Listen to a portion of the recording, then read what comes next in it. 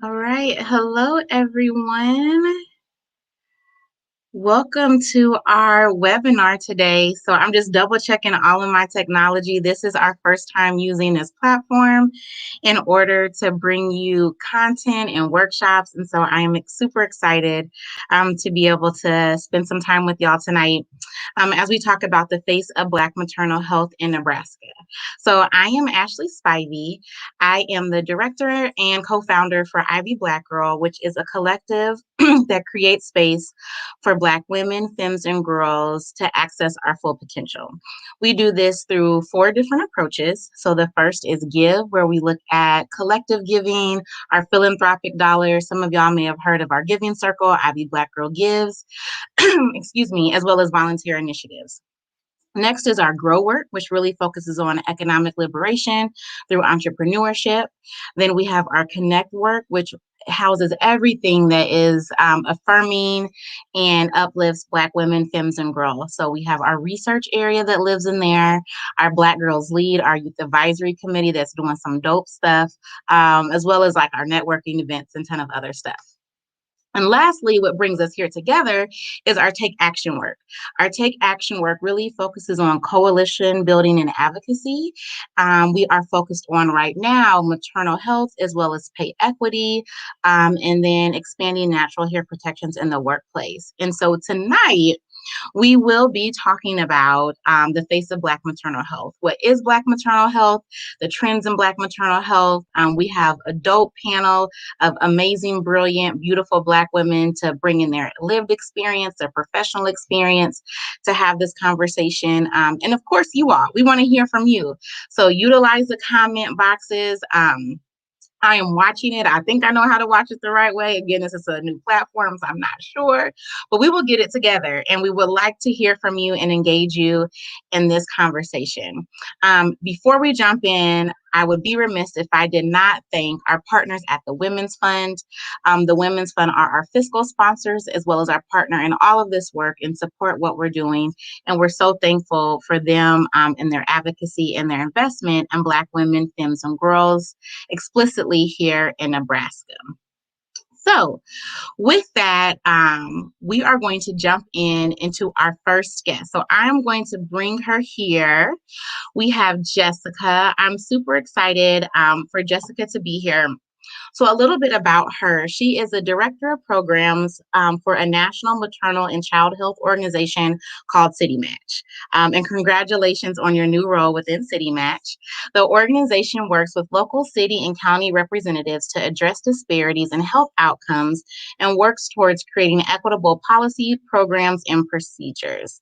Jessica has earned her master's of science in public health from, how do you say this, Mahari? Did I say that right? Meharry Medical College. Meharry Medical College in Nashville, Tennessee, and her undergraduate degree in biochemistry from the Ohio State University in Columbus, Ohio. I know that might be an area of tension for some Nebraskans. I know Ohio State and Nebraska got a little beef, but nonetheless. We really don't have any beef. Buckeyes are all love, guys. All love. But Jessica is passionate about health equity and addressing the root causes of inequities we face today, such as racism. She is super brilliant. I am so glad that she is a part of the work that we're doing with Ivy Black Girl. And again, we welcome you to this space. Thank you. So if you could start out, Jessica, and really help us understand what is Black maternal health? What is that language around it? What does that actually mean? And what are you seeing based on your purview and your expertise? Sure. Well, thank you so much for having me here today. Again, my name is Jessica Houle. I work for City Match, as Ashley stated. City Match is a national organization, but we work specifically to advance health equity for mothers, children, families, and communities across the nation at the local level, because that's where we really believe change happens. So in our work with organizations at the local level, primarily health departments, we help them to address health disparities such as infant mortality, prematurity, but also things like maternal mortality, which you all have probably heard a lot of language around maternal mortality in the past couple of years. We've had several celebrities who've experienced it, who have put more voice behind it so that the greater public knows a little bit more. But maternal mortality is defined by the CDC as the death of a woman during pregnancy at delivery or soon thereafter birth. And so from some data from some national sources, so you all may have heard of the March of Dimes. The March of Dimes releases several different types of reports. They've released a report around maternal mortality specifically. And when we look at the US, we're not doing great in maternal mortality rates overall for everyone in the nation. When you look at us compared to other developing nations, our mortality rate is 17.3 per 100,000 births. And so when we disaggregate that data by race and really look at it and stratify it a bit, for non-Hispanic Black women, that disparity actually goes up to a 43.5 per 100,000 live births rate. That is a death rate of 3 to 4 times more than a white woman whose death rate is more at like 12.7. So we're not doing great for anyone overall in the nation. But when we really look at Black moms and Black birthing people, they are dying at a higher rate. And so when we see these numbers and we think about this, you'll often hear maternal mortality put alongside infant mortality. Infant mortality is just another number to tell you how well we are doing as a nation, as a state, as a community at taking care of our people. And infant mortality is just the rate at which babies are dying before their first birthday. And those rates are similar when you compare them to the maternal mortality rates where Black babies are dying at 3 to 4 times the rate as white babies. And when you hear that, I'm hoping that you don't hear that there's something wrong inherently with Black people. Because there's nothing wrong inherently. A lot of people would like to blame it on choices or genetics, but none of that is the case. Because when we look at Black people who are highly educated, so those that have access to healthcare, those that have, access to education and things of that nature, these maternal mortality rates still persist. So where a Black woman with a college education is 3 to 4 times more likely to die in childbirth than a white woman with a less than high school education.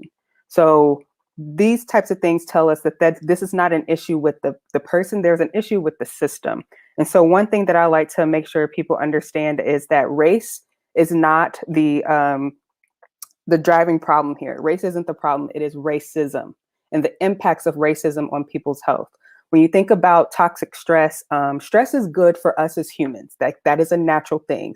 When we need to be in fight or flight, if you needed to run away from a bear, that needs to elevate.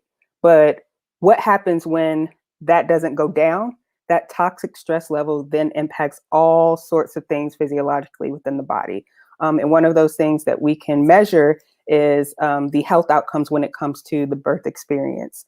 So understanding that and the impact of the social determinants of health. So when we look at like education and housing, transportation, access to food, access to healthcare, all of those basic things that we fight daily to make sure people have are really important for their overall livelihood. And honestly, and it means life or death for communities. Your zip code should not define whether or not you'll make it through a birthing experience or how soon or how late you'll die. But unfortunately, in this country, it does right now. And so we really look at the social determinants of health and how that impacts everyone across the board in a number of different ways, even across the life course. So by life course, I mean the person's life, so the mom's or the birthing person's life we're looking at, but also what has happened over the life course of their mother and their father and their grandparents. And that all has an impact on the mom that we're seeing and the child that she is bearing as well. So when we think about Black maternal health, we're really just trying to eliminate that disparity that we see, because there's no reason for our Black birthing people to be dying due to racism that they're facing throughout their life and in their birthing experience. Thank you so much, Jessica. What stuck with me the first time that we did this? So we did this panel for policymakers, or this roundtable for Nebraska policymakers. And you said that in that roundtable that race is not the problem, it's racism. So if you go to our website on IB Blacker, we have shareable graphics. So as you're talking about this and trying to elevate the story, we have quoted you in one of those shareables because it's really important. I think, again, those stereotypes that exist, that institutional racism where they center, right, that Black person versus addressing the systems around.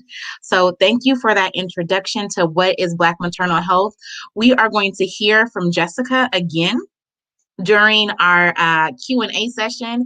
But now I would like to bring in Christian, who will really talk about like what does that look like here, right? So we've set the context of this is what this looks like overall in the work of Black maternal health, but like what does that mean for Nebraska? What are we seeing here? So let me tell you a little bit about Christian. Got to get all my notes together so I can let y'all know who we're speaking to. So Christian Mentor is a community engagement and health literacy librarian at the McCougan Health Science Library at UNNC. She provides research and health information services to students, faculty, and staff, and Nebraska residents. Christian is passionate about increasing health equity and creating a community where all birthing families can thrive. Her experience supporting the health of birthing persons in Nebraska includes serving on the leadership team for Omaha Better Birth Project, memberships with state and local breastfeeding coalitions, and collaborating on a reproductive well-being project. She is currently pursuing her Master's of Public Health at UNMC with a concentration in maternal and child health. Fun fact, she's an ice skater. So if y'all follow her on social, you're going to see her doing all of these twirls. And she's also doing some digital organizing for Ivy Black Girl. So we are super excited to have you, Christian. You are so amazing and brilliant. And so I'm going to turn it over to you to give us an insight of like, what does this Black maternal health look like in Nebraska? Thank you, Ashley. I'm really excited to be here. So Jessica gave a great overview of our national data and what Black maternal health looks like at the national level. In Nebraska, we are still trying to figure out what does Black maternal health look like for us. Unfortunately, we're lacking a lot of comprehensive data about maternal mortality. We're also lacking some data about severe maternal morbidity. And if you're not familiar with what severe maternal morbidity means, that just means that there are some unexpected outcomes of labor and delivery that can result in short-term and long-term impacts on mother's health. And so when we don't know this data, it's kind of hard to get a handle on where do the disparities exist and how can we develop strategies to address them. We do have a state committee to review cases of maternal death. That committee was established in 2018. The limited data that has been gathered on maternal mortality is unfortunately not easily to access by the public. It's also not broken down by race and ethnicity. So the most recent report is from 4 years ago in 2017, and it shows that there were at least 10 maternal deaths in Nebraska. This was only an interim report, and unfortunately, the final report was never published. So we don't, and the report does not break down by race and ethnicity. So, and currently we don't have any reports on severe maternal morbidity. So without this accurate data on a state level, like I said, it's difficult to identify and address and also measure the progress that we may be making or not be making. However, we can learn some things from the national data and apply that to our work here in Nebraska. So as Jessica mentioned, we know that nationally, Black mothers have the highest risk of death during or within 1 year of pregnancy. We also know from national data that severe maternal morbidity is a lot more common than maternal death. For every maternal death, there are 50 to 100 women experiencing severe maternal morbidity. So even though 10 deaths a year may sound very small here in Nebraska, we could be potentially missing out on tracking 500 to 1,000 very serious or near-death health events in our state each year.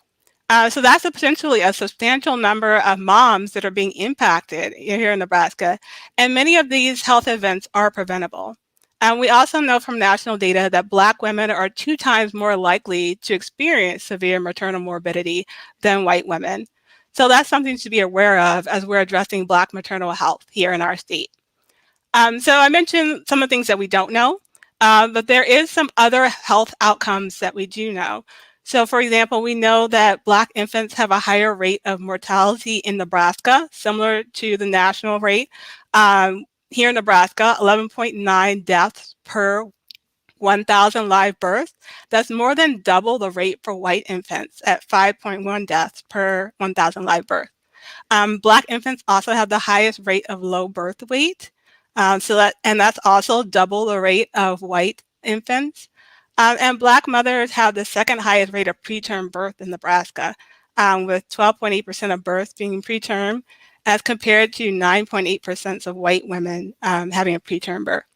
And then also there are some difficulties with accessing prenatal care. So we know that almost 1/4 of Black mothers in Nebraska experience inadequate prenatal care during their pregnancy. So with these known disparities in these other areas, it's important to be able to determine and address the risks of maternal morbidity and mortality. So there are definitely opportunities to continue to collect more data, more comprehensive data, standardize that process, and share it more effectively within the state. Thank you so much, Christian. You are full of so much information, and it's super helpful to hear Jessica give us that macro view and really set the context, and then for you to drill down deeper of like, how is that operationalized and showing up for Black women and birthing folks in Nebraska. So we are going to hear more from Christian in a few.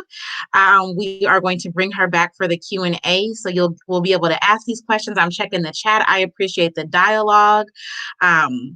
So keep that coming. I'm making sure I pin those. If I forget to come back to them, just say, hey, Ivy Black Girl, make sure you ask this question, and we will make sure that we get to it because we want to dialogue with you all. So next, I think it's really important as we're thinking about this to humanize this story, right? So like we're talking about these frameworks and what's happening with this data. And sometimes it's really hard or you miss the human component of this work, of why are we doing this. And so I want to introduce you to my great friend who used to do my hair, honey, and keep me together. But to Tasha. And Tasha, works in corporate security. She's a naturalista. She whips up some shea butter that my partner loves. He keeps them very moisturized in this winter weather. She provides vegan meals, very holistic in her health approach to not only her family, but her community. And Tasha has such an impactful story about her experience with giving birth and what does that mean as a Black mother. And so I want to turn this over to Tasha so that she can give us more insight on what that experience was, and so we can again humanize what we're talking about. Go ahead, Tash.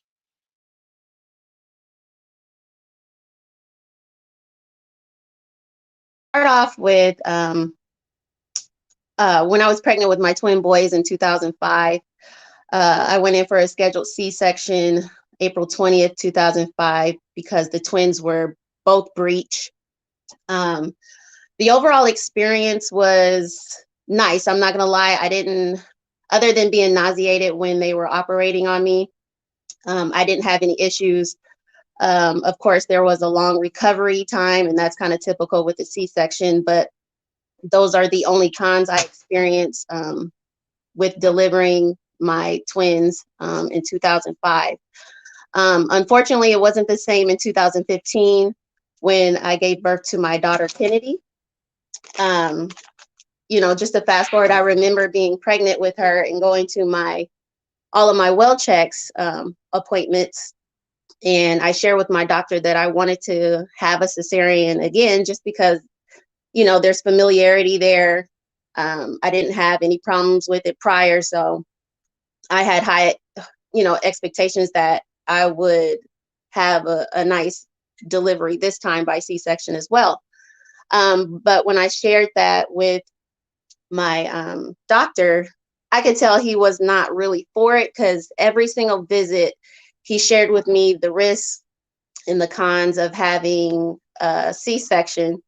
And I understand that's his job and, that's what he's supposed to do. But it kind of got to a point where it's just like an eerie feeling. I could just totally tell that he wasn't for me having a C-section. So I wish that, if that was the case, if he wasn't for it, I felt like he should have probably provided some type of information on doulas or some type of midwives that could give me more information, share the services that they offer that could give me more comfort in knowing that I have alternatives other than the C-section, and not to be afraid to do it vaginally. So to make a long story short, November 3rd, 2015, I went in for my scheduled C-section to deliver my daughter Kennedy. I went in the surgery room, and what felt like forever, it was one point in time during the C-section as they were cutting me open. I don't know what they were tugging on, what they were pulling on, but I could not breathe at all for a good, if I had to guess, 10 to 15 seconds, which is absolutely terrifying. After those seconds were up, I was breathing fine. I felt okay. They delivered Kennedy. I was able to see her and hold her. Her dad was able to do the same. And they sewed me back up, took me to the recovery room. And that's just kind of when things really went downhill after that. In the recovery room, even though I still felt numb from the epidural, I could still feel a lot of pressure in my vaginal area, which in turn was like a lot of blood coming out. I was hemorrhaging. I didn't know that at the time, but I just felt that pressure down there. And I could see the nurse's eyes. I could just feel the vibe in the room that something wasn't right. I began to get nauseated again, and I began to throw up. And they told me, you know, they were comforting me and telling me everything was going to be okay. But they also shared with me that I need to go back to the surgery room. They didn't tell me at the time that I was hemorrhaging, and maybe they did that because they didn't want me to panic, or I don't know what the deal was, but I had no clue what was going on. I just knew that I had to go back to the surgery room. So they wheeled me back in there, and they had to put me to sleep this time. And they did a classical cut. The initial C-section was the bikini cut. And then they had to, when I went back in the second time, it was a classical cut. They had to cut me up and down. So I was out for the rest of the day. I did not wake up until the next day, and I woke up on a ventilator. And when I woke up, I tried not to panic because my breathing felt limited then. I'd never been hooked up to a ventilator. I didn't know what that felt like, but it was very uncomfortable. I was trying not to panic. When I opened my eyes, I see my husband at the foot of the bed. And of course I couldn't talk. So I had a notebook and a pen on the side. And the first thing I had asked him or wrote on the notepad was, do I still have my uterus? And he told me no. So that was in itself, when I found that out, I was just really, really, really upset and really sad. And just thinking about it now just still upsets me. And to this day, I don't have any closure as to what caused the hemorrhaging. I was just told that if I hadn't have been in shape, or if I wasn't healthy prior to this pregnancy, I would not have made it. I lost a lot of blood. I had to have a blood transfusion. I can't remember how many quarts they said I lost, but it was a lot.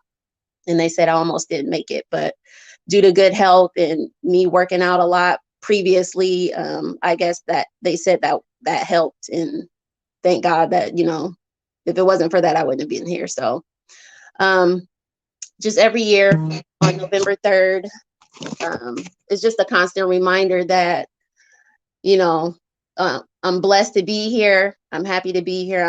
I'm glad that I'm able to see my kids grow up, because it could have totally been something different. So I'm just grateful every year. Every time I think about it, you know, even though I don't have closure and I'm still a little upset about it, you know, I'm grateful. So that's that. Thank you so much for telling your story, Tash. You know, even now, like I felt myself tearing up, and, you know, I know you and I've heard this story before, but it's just such a reminder of what we experience, you know, explicitly as Black women, as birthing people, as, you know, folks that are in that space. And I just thank you, one, for your vulnerability with our audience and us today, and for reminding us why this work is so important. And I'm glad that you just tell your story and uplift why this work is so important, right? So like, even, you know, picking up on you not feeling like you have choice in that space, or, you know, what happened that allowed for you to have this experience and almost lose your life. And to Christian's point earlier, that data is not captured. We're not looking at that data. We're not examining that data. And so the harm and trauma that's happening, we need to find an outlet in a way to address and create change. And so with that, I'm going to invite all of our panelists back onto the stage. I'm like trying to figure out how I should try to get our picture going. It looks so funny. I'm like watching it and I'm just moving it around. But I want to invite all of us just kind of have a discussion. So folks are in the chat putting questions and thoughts in. I've been keeping track so that I can ask y'all. And I just want us to dialogue. Like, let's dialogue and talk about some of these things. Before we get in, the only person that you have not met yet that is on screen is Serena Dacus. And so Serena Dacus, and I'm going to get this right, works with the Office of Head Start for Region 7 and training and a technical assistance supporting Head Start grantees across Nebraska, Iowa, Kansas, and Missouri. Right? I got it? Good. Okay. She currently is on the board of Women's Fund of Omaha. She is also on the leadership team for Ivy Black Girl and is leading all of our Connect work. She just most recently joined the leadership team for NEI, the Nonprofit Executive Institute, which is a training program for new and emerging nonprofit leaders led by the Nonprofit Association of the Midlands, or NAM, for folks that are familiar in the nonprofit space. Furthermore, she participates in the Heartland 2050 Equity and Engagement Committee and the Healthy Families Advisory Committee for the Iowa West Foundation. This year, Serena joined the Robert Wood Johnson Foundation Clinical Scholars Program team as a team coach for Cohort 5. Her educational experience includes a Bachelor's of Arts in Psychology from SLU, St. Louis University, with a minor in Spanish, and a Master's of Public Health from the University of Nebraska Medical Center. So when I told y'all we got this panel of like dynamic, brilliant Black women that are mothers and educators and working in this space, I told y'all we would not disappoint, okay? So I'm excited to have y'all all now here together. And I want to introduce a question and then I will, let the conversation go. I did send them a script. Y'all know I like to go off script. So just be patient with me if I just go down this other way. And we will also get to the questions and thoughts in the chat. So feel free to keep dropping those in. So I kind of want to start and get to like, how did we get here? Like what brought us to this place? We are an industrialized country. Like we've had all these advances in medicine. We're one of the richest countries in the world. Like, how do we get to this place? And like, how do we start to navigate it? And I think I'm going to unmute everyone so that y'all can just talk, because otherwise I don't think it works. So I'll dive into this first, because when I read that, I was like, so Ashley, where would you like us to start? 1619 or like, listen. So it's a very, very hefty question. And there's a lot to it. There's a lot encompassed in this. How did we get here? But basically the thing that I always come to is kind of rooting us in the historical context, right? We didn't get here overnight. Rooting us in all the things that happened over centuries, right? To create a hierarchy of human value that isn't real. It's a false hierarchy of human value in order for people to maintain power and profit. So race is a social construct, so not even real. It was just created so that the power would be amongst a group of people. So when you think about the harms that were done to Black people from the beginning of, transatlantic slavery even, and how that had to stay consistent throughout. I always tell people, point to history, point to psychology, and point to neurology, because humans will make anything fit into our brain to align with where we're trying to go, right? So we can rationalize anything. People use different types of faith to rationalize, harming people in very traumatic ways. So you can, and that's basically what we've done as a nation. So when I think about how we got to this point where we are with Black maternal health being where it is, and Black moms and birthing people continuing to be abused by our systems, I look at all the way back to like slavery times. And when we think about the work that was done at the inception of gynecology, where experiments were basically done on Black women and birthing people to figure out what can we do in obstetrics and gynecology. Often not medicated, often without permission. We have a long history of sterilization. So when I hear Tasha's story, it also makes me tear up because I think about the history of sterilization across this country that was done to a number of people, and disproportionately so to Indigenous people and Black folks in this nation, and has continued until this day. So like, I think you all have heard about all the things happening with the people who are currently being detained, the people who this was their original land, actually, because Mexico, if you look at a map, was actually a good little chunk of what is currently the United States. But a lot of people are being detained and sterilized just to control how people can populate. Like, it's a very, very like old system and way of thinking and a way of like controlling folks. So when I think about how did we get here, we got here from a place of what was originally intended to maintain power and a certain order so that folks could keep their money basically and build their wealth, to a place where we're actually just harming people in communities.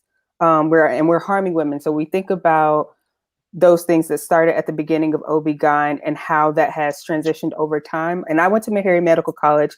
If you don't know the history of HBCUs and medical HBCUs in America, there's a very long history there. There are currently four now, HBCU medical schools in the country. And before the early 1900s, when the Flexner Report, I'm going into history, the Flexner Report was intended to kind of like standardize how medicine is practiced. It was good and it was bad, because in the early 1900s, Black people could not go and access care at a white facility, right? Like, they had a facility that was just for Black people that they could go to that was under-resourced and all the things, right? So when the Flexner Report came in, a lot of medical schools closed, regardless of where they were. But it took us from, I think, a few dozen Black medical schools down to 2. And so if you can't go to any medical school to get educated, and you can't go to any care facility to receive care, where do you go? And what do you do to access care? So when I think about that question, I go straight to the history, and I'm like, it begins at the root. And that is so good, and I think that historical context. So, Serena, I am still in a little bit of your thunder, but a plug. We are on February 1st having Dr. Cooper Owens, who is currently at UNL. She's a medical historian. She has a book called Medical Bondage, and we will have a keynote from her. And I am currently in the thick of reading her book. Now, I'm going to tell you, I'm going to have my dictionary out.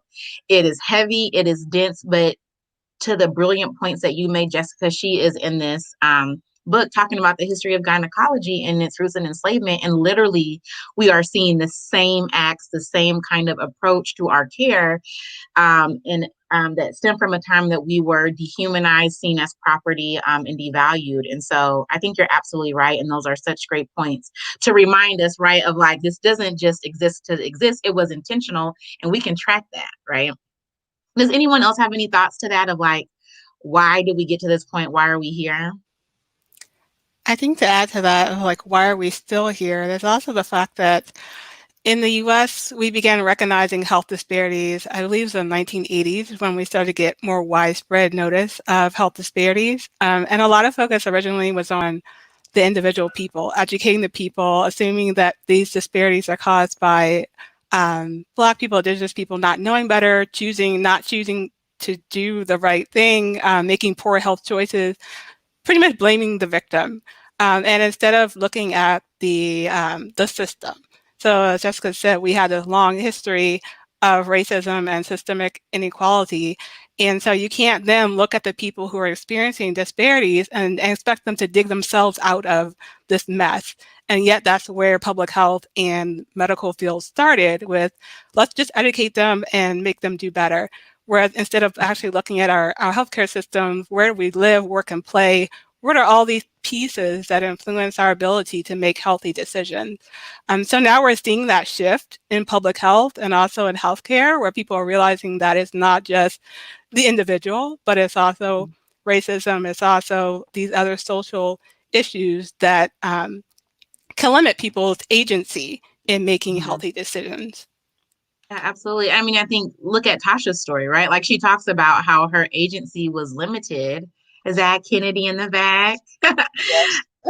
Hi, Kennedy. Her agency was limited, but she wanted it, right? And these systems are so hard to navigate. You don't know where to start.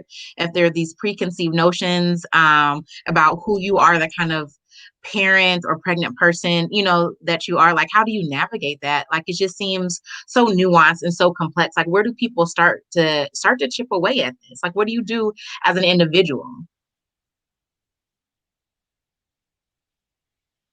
I don't know. Serena, do you have an answer? Can you tell us where do we start? Or is it like, I don't Well, know.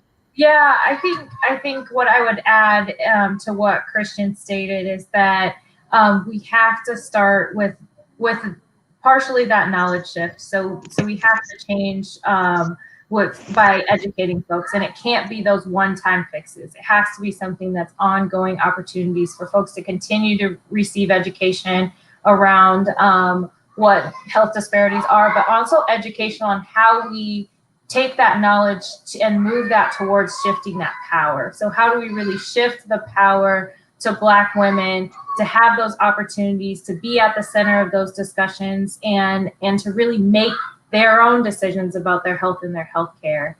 And so I think we have to focus on it twofold and make sure that we're encompassing both that knowledge change, but also that shift in power. To some of that, there's been a lot of conversations. Folks in the chat are talking about it. We've been exploring, right, like, what does that look like, and around doulas, right, like having doulas versus midwives. And so there's some legislation that is currently being introduced into our Nebraska unicameral, which Serena will kind of talk about at the end of what's happening in that landscape. But a piece of that looks at providing doula support. So, like, can y'all or somebody give an insight to, like, what is doula? It's like a buzzword. Everyone's talking about it. Erica Badu is a doula, so I'm hoping if I have another one, she'll be mine. But, like, what is it? What is a midwife? Like, are those accessible, available? Like, what does that look like here? So there's a difference. Oftentimes the two are confused or interchanged. But a midwife is a clinician. They're a health professional. They're trained to provide medical care for women over the lifespan, so from adolescence through post menopause. But they also provide prenatal care and can deliver babies. Whereas doulas provide non-clinical support. So they provide education, emotional and physical support. They can be involved from preconception, during pregnancy, during the labor and delivery, and also postpartum. And so both are very crucial roles to improving maternal health. And we need more access to both here in Nebraska. Tasha, when you think about like your experience and what you would have hoped for, do you feel like having access to someone that was a doula that could have helped you navigate and advocate for you, do you think that would have made a difference for you and made you more comfortable, or even potentially change the outcome of what happened? Oh, most definitely. I feel like if I would have had more information on that and the services that they provide, I probably would have given it more thought, or possibly changed my mind about the C-section. And I forgot to mention too, though that was my initial decision to do, towards the end of my pregnancy term, Kennedy was breached. So I had to have a C-section anyway, in spite of, the initial decision or whatever that I had made. But having a doula, I feel like definitely would have made me more comfortable with delivering vaginally, because just the thought of it, a C-section, that's all I knew. I was just familiar with it. Like I said, I had a great experience the first time, and I was assuming that I would have another great experience by C-section, but it wasn't the case. And I really wish I would have considered, getting that, seeking more information on doulas or midwives to kind of get that stigma out of my mind as far as, delivering vaginally. So it would have been helpful.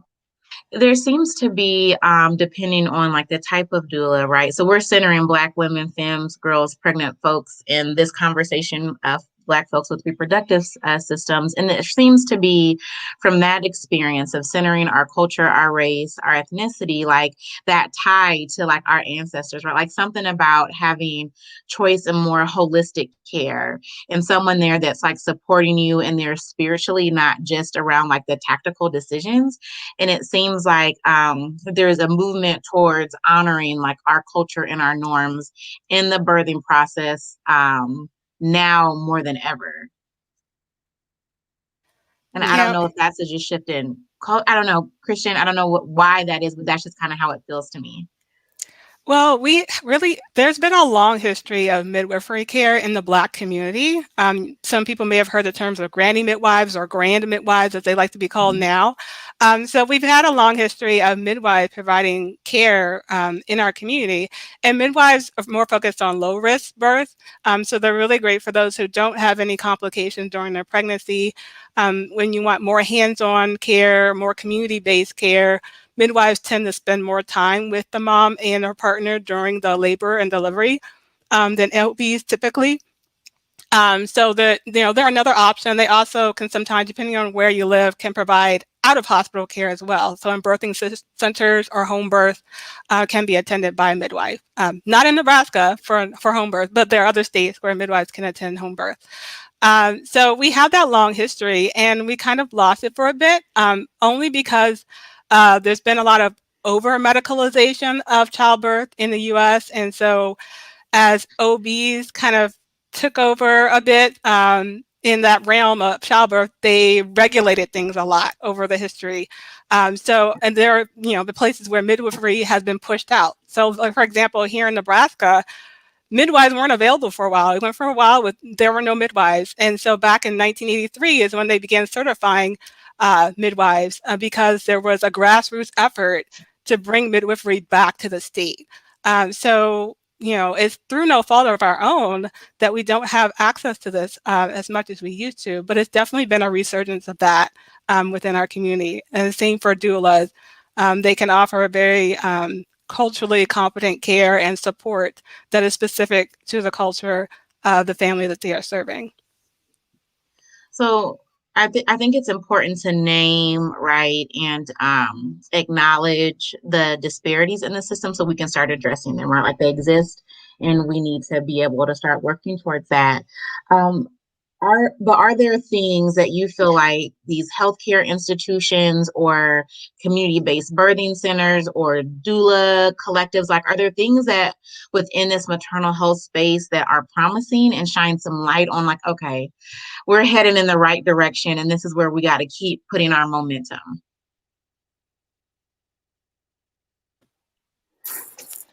So one of the things in thinking about Black maternal health and maternal child health in total, in the field that I'm working in, I think that one of the things I thought of was that public health as a field is starting to really recognize racism as a root cause, and understanding more like holistically what that then means and what that means for how we respond to that, how we train healthcare providers, how we train public health professionals, how we create systems that people access for services, and really trying to just assess how those systems that we have in place are inherently harmful and oppressive, and how do we begin to undo them. So I think the acknowledgement that people are stating is a good step. It is not nearly enough, right? But it's a good step in the right direction. Whereas before, some of our governments and agencies that kind of had to do with making sure that all the regulations were in place wouldn't even say the word racism, or wouldn't, attribute that to the health outcomes. And now we're there. We're there. You can't deny it, especially in the wake of COVID-19 and all that we're seeing. COVID-19 only further highlighted the disparities that we're seeing in maternal health. And so I think that alone, we're moving in the right direction, thinking about those things. I know there's a lot more doulas and midwives coming back, but that's after the resurgence that Christian was talking about. And so I think that the more that people are talking about this and building awareness not only amongst the healthcare professionals, but also amongst the community, because a lot of people don't know about these harms, is moving us in the right direction. Thank you. Anyone else, anything that you're seeing based on your role or your experience that you feel like has some momentum and we should keep focusing on that? I think we're definitely seeing an increase in Black woman-led grassroots community efforts. In some of our neighboring states, there are Black women-owned birthing centers popping up around the country. It seems like every few months I see another one that's opening. So it really makes me excited, not only for bringing midwifery care back to the community, but that it's led by women who reflect the culture and ethnicity of the people they're serving. There's also an increase in the number of Black doula collectives that are being organized around the state. And we have, even here in Omaha, the Omaha Black Doula Association that just started within the past few months. Iowa has an Iowa Black Doula Association that started last year. So we're seeing that increase of community programming and community organizing to address some of these issues. And I think it's really, we do need systemic change. So that will require, the input from various levels of power in the community, but it's really important that these efforts are also led by Black people in the community as well. Yeah, I would agree. I think it makes all the difference when it's led by folks that have that shared identity and experience and can actively name that we have to decolonize our minds and approaches too, right? Just because someone is your, skin folk don't mean they're your kin folk. And so Exactly. if we can't name, that we have been conditioned and we have to decolonize our approach in our mind, and I also feel like we perpetuate the same harm as other folks that don't have the shared identity and experience. So with that, I'm really proud of the work that Ivy Black Girl has engaged in this space and what we are working to convene and lead. And so, Serena, can you kind of give a rundown on our Black maternal health working group and some of the things that we have prioritized and are looking at to address from a systems level? Yes, definitely. So as Ashley mentioned, our goal is really to expand access to quality and culturally relevant maternal health services. And so we believe that in order to do that, we need a comprehensive approach that's looking across the lifespan, that's improving access to care, that's improving the delivery of care, but also that includes those components of economic security and advocacy at the policy and the systems level. And so a few things that we've already done, we've started a working group around maternal health with the fabulous women that are on this panel, are members of the working group, as well as a wide variety of representatives from across the state and the community. So that group has started meeting and is looking at how we can't support current efforts that are already happening, but also where we might need to create some additional strategies around that systems change. A couple of things that are up and coming. So there have been 2 bills that have been introduced to the legislature this year around maternal health. One is LB 416 that was introduced by Senator Kavanaugh that actually has a hearing tomorrow at 1:30. And then there is another bill that has been introduced by Senator Vargas, LB 626. It doesn't have a hearing date yet, but mark those 2 bills down. We can put them in the chat too. But make sure that you follow those if you're interested, and consider providing either written or in-person testimony if that's something that you're able to do, or if you have an experience or field of expertise that would lend some additional voice to both of those bills and the importance of those. The other thing that has been mentioned already by Ashley is our medical bondage talk that is happening with Dr. Cooper Owens on February 1st at 7 p.m. So it'll be similar to this in that we'll stream it live on a wide variety of mediums. So we hope that you are able to listen in and participate. And I would agree with Ashley, if you have not had a chance to pick up that book yet, that I highly recommend taking a look at it. If not, you will still enjoy the conversation, definitely, and you will be inspired to pick it up after you hear her speak. So thank you all for being here. I'll turn it back over to Ashley. Thank you so much, Serena. So I dropped in the chat 2 links one to each bill that Serena mentioned that's being introduced, and then to our website. So on our website, we have laid out our approach and strategy that Serena named. We have information around how to tell your story, how to follow up with your senator. We have examples of testimony letters and ways that you can email.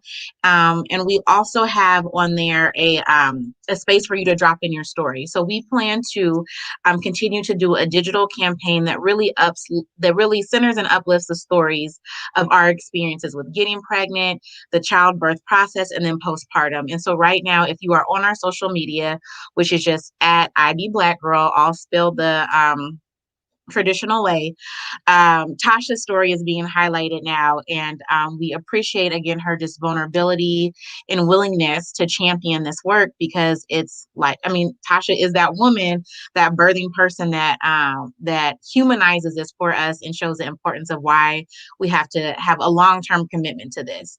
So post these bills, post this roundtable. IB Black Girl is committed to this work alongside these amazing practitioners and moms that are leading this. And so we are at time. We're a little over. I said 45 minutes, but y'all gave me an extra 7, which I appreciate. I, again, just want to thank each of you for your brilliance on this work. I cannot say it enough that IB Black Girl is a convener, but we are a collective, and we would not be able to lead in this space, have our point of view, the strategy, if it was not for Black women like these that are on the panel, and those that engage with us in our social media group, that share their stories, that advocate for us in spaces that we may not even know about. So again, thank you all today for being here and bringing your brilliance. And then thank you to the Black women that are a part of this collective that make it work. We need allies to get on board. And so folks that do not identify as a Black woman, femme, or girl, or person with the reproductive system, that's fine, right? It takes everyone in this movement, but you just got to know your role. And so how can you advocate and speak truth to power for us, create space for us? Don't hijack this movement, but really show up as partners and allies in what we're doing and help us resource it. So that means dollars. People are always like, Ashley, did you really ask for money? Absolutely. Give your resources and dollars to this so we can pay these women for their time, right? We can pay organizers to help understand. We can build capacity of Black women and folks in this space to do this work. That's important. And we need resources to do it, because at the end of the day, because we are Black women, we're going to get it done regardless. But it's time now that we get paid for our brilliance and our leadership in this way. And so we have a donate link on our website. Feel free to share it with your friends, share this stream, and add that donate link. And again, figure out the ways in which you can engage in this movement and help us keep advancing this work. It's not going to be solved overnight. We are not going to address institutional racism within the medical field in our lifetimes, right? But we can chip away at it. And now more than ever, we have momentum in this space. So again, thank you for joining us. I appreciate all the comments and folks in this chat. This will live up on our Facebook page and our website, so feel free to share with your networks. And we will see you on February 1st, 7 o'clock, same place, Facebook page or YouTube. And we hope that you have a safe and healthy night and rest of your week. Thank you. Bye. Thank you.